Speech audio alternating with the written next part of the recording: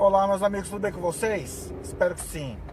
Bom, voltando de mais uma batalha hoje, dessa vez em São Bernardo do Campo. Parece que conseguimos resolver a questão do nosso cliente, vamos ver, né? É uma situação burocrática apenas. Não envolve grandes matérias de direito, mas é aquela questão burocrática chata que envolve um ofício que se comunica em simultâneo com mais de 5 processos para dar baixo em uma penhora, e um processo em comunicar o outro, e outro, e outro, e outro, e outro, e por aí vai. Mas eu acho que hoje deu certo. Mas vamos lá, meus amigos. Em primeiro lugar, Paulo Antônio Papini não é um irresponsável de gravar o vídeo enquanto dirige. Por que Paulo Antônio Papini não é o responsável? Porque, meus amigos, eu estou neste momento com as duas mãos no volante, olhando apenas para a via à minha frente, não estou olhando para a câmera, tá? Então, seria o equivalente a estar conversando com alguém, tá? Então, não me veja com a porrinha ações, tá legal? Agora, o que eu queria falar com vocês hoje, meus caros? Sustentação oral, importantíssimo fazer. Eu diria mais, sustentação oral e memoriais, tá? Na terça-feira, quem me acompanha no Facebook sabe do que eu estou falando. Na terça-feira tivemos um caso, e eu sou muito contratado por advogados para realizar esse trabalho de preparação, confecção, despacho de memoriais com desembargadores e sustentação oral dos mesmos, da apelação no caso, né?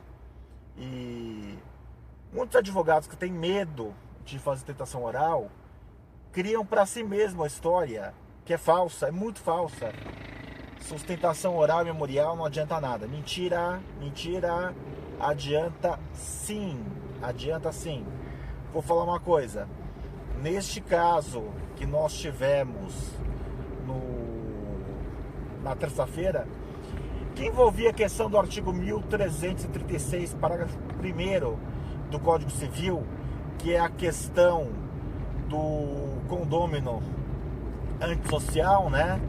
E se você aplica ou não esse artigo também aos proprietários de associação de moradores em loteamento urbano, e nós ganhamos o caso defendendo essa tese, tá? O que aconteceu? Eu preparei a sustentação oral, fui conversar com os desembargadores, preparei os memoriais, mais que isso. Porque assim, vamos lá, meus amigos, memorial é uma petição que você tem que fazer o resumo do processo daquilo que é importante. Então não adianta você pegar e falar assim, olha, conforme juntado as folhas do processo. Não é isso, meus amigos, não é isso. No caso, por exemplo, havia uma peça contratual muito importante, uma cláusula contratual muito importante, que eu lembro, até decorei, ficava na folha 10 do processo, no item 3, né? Eu peguei e escrevi essa cláusula e falei ainda para o desembargador, está na folha 10, item 3 para os desembargadores, na sustentação oral dos memoriais. Meus amigos, não adianta você pegar e querer fazer um resumo do caso para os desembargadores e falar assim, o documento tal encontra-se na defesa, ou encontra-se na inicial. Vamos lá, meus amigos. Olha, quem acompanha meu canal há mais tempo sabe do que eu estou falando. Eu sou muito crítico à magistratura, muito crítico mesmo. Não passo pano, tá?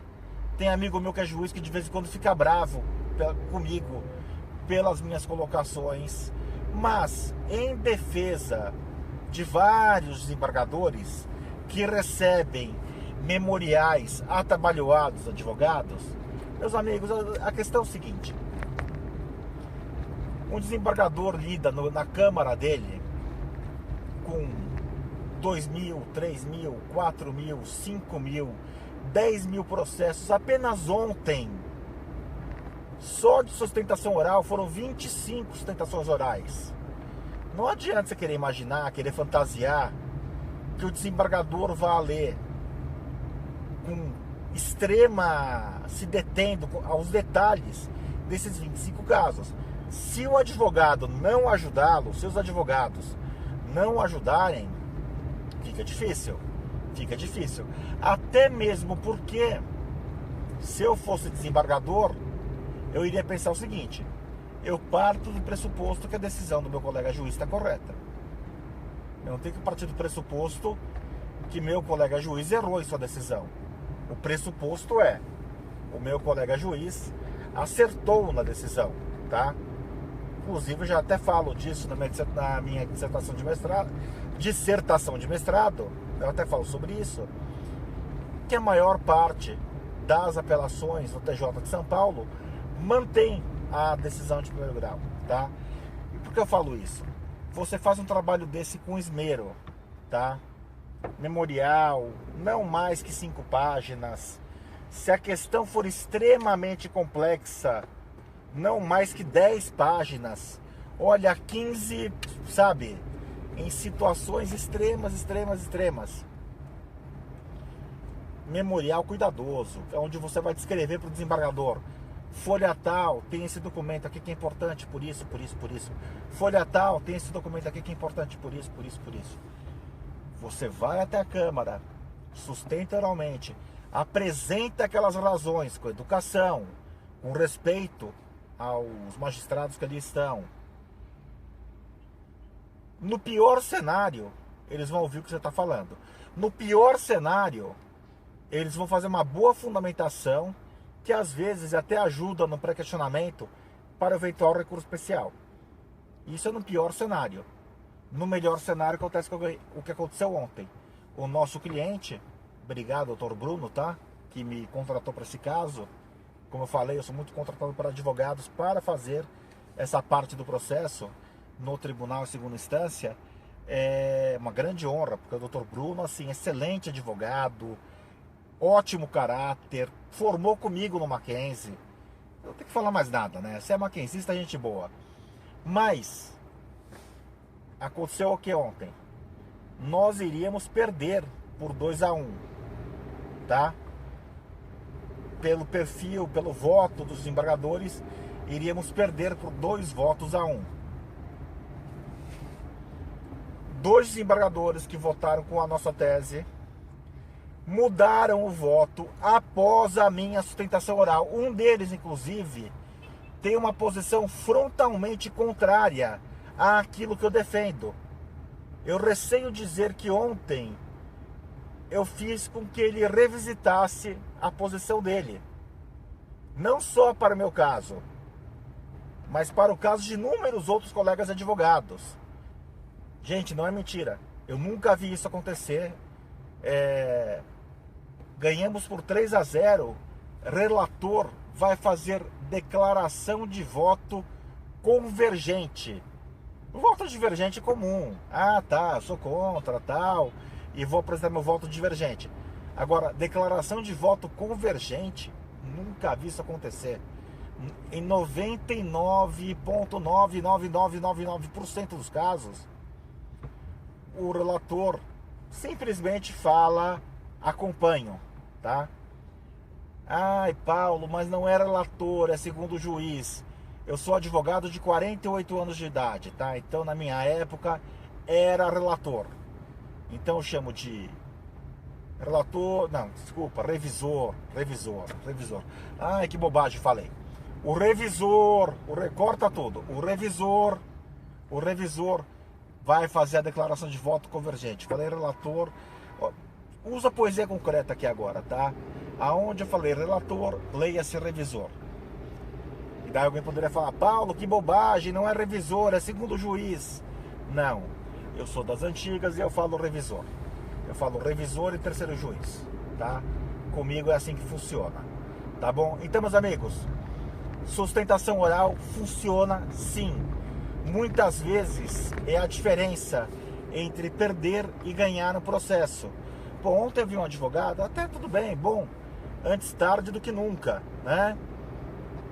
Porque ele pegou, fez uma declaração, eu até achei simpático a expressão que ele usou,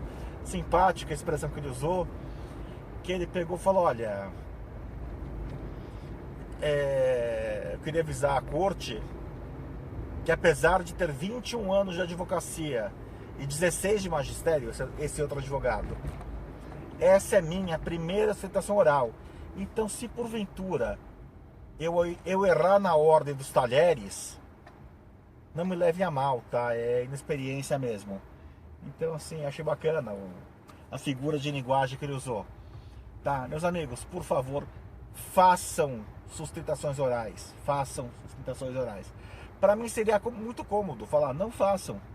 Não façam e me contratem para fazê-la por vocês. Mas não é esse meu papel aqui nesse canal. Obviamente que se alguém quiser me contratar para fazer uma sustentação oral, não vou negar serviço. Mas eu gostaria que vocês, que assistem meu canal, eventualmente alguns de vocês são meus alunos nos cursos de pós-graduação de dou aula, começassem a ter o hábito de fazer sustentação oral. Pô, tem um aluno meu, não vou falar o nome dele aqui, cara brilhante, ótimo advogado, fez um curso de pós-graduação comigo em processo civil, tem medo de fazer sustentação oral. Pior, o cara tem medo de um grandalhão do meu tamanho, sabe? Aqueles caras de 1,90 m, parrudo, pesam 130 quilos. Eu virei pra ele e falei, fulano, pô, você é um bom advogado, meu. Eu li as petições dele. Você tem que fazer sustentação oral. Gente, é o seguinte, a advocacia tem 1 milhão e 100 mil advogados. Cada pequena coisa que você puder fazer no seu trabalho para se distanciar da multidão, ajuda e muito.